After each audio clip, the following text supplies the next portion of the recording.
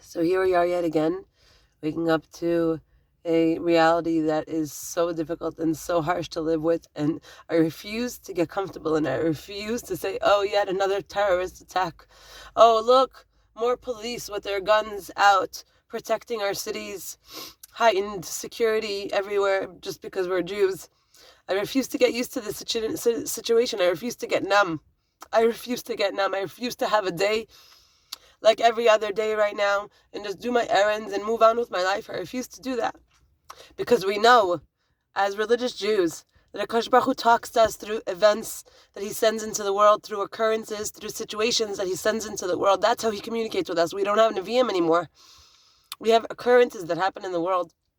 And the occurrence that happened on Friday night to our brothers and sisters that were just walking down the street in Yerushalayim to be gunned down and killed in cold blood is something that it's not new to us, sadly.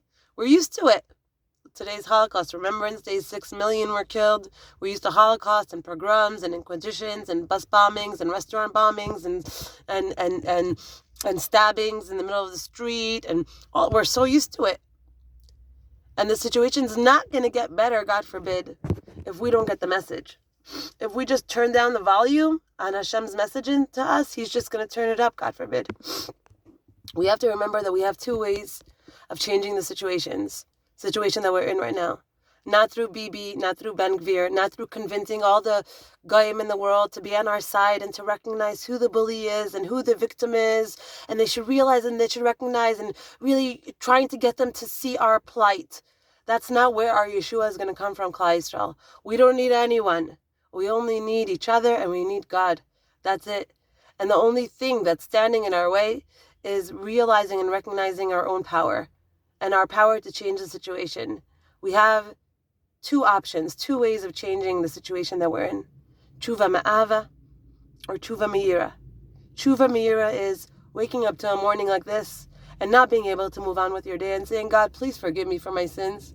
Please forgive me for the machlokas in my life, for the fights that I've caused in my life, for the lashon hara that I spoke in my life. Please forgive me for all of that, because I know that creates fire in the Jewish people. I know that the Sitra Achra uses that machlokas to just annihilate the Jewish people, because that's what's been passed down to us throughout all the generations. The reason that the Beis Hamikdash is not rebuilt in our generation is because we're destroying it in our generation with sinas chinam. The number one tool of the Sitra Achra, the Yetzer Hara, the devil against us is machlokas. When I do tshuva meira, which is I wake up to a situation like this, like a morning like this, then I say, oh my gosh, let me fix my ways. But the ideal way to do tshuva, the ideal way to change the situation amongst our people, the ideal way to save our lives, okay, and bring Mashiach and bring the Geula is tshuva meira, ma'ahava, to do tshuva ma'ahava, when things are good, when there's no one stabbing us, blowing us up, killing us, gunning us down.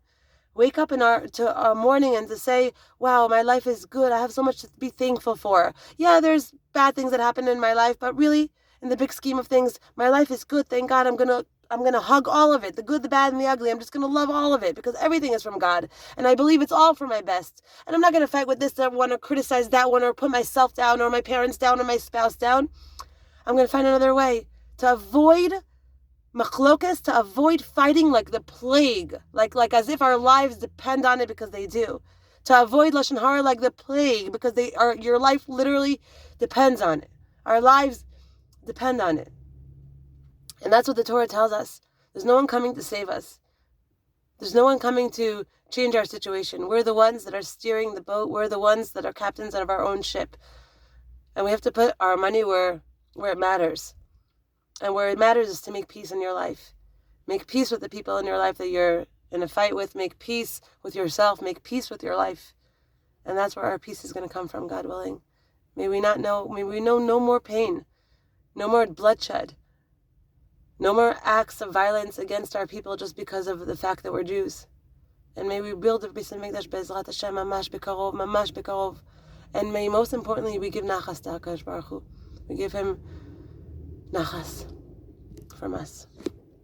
Amen.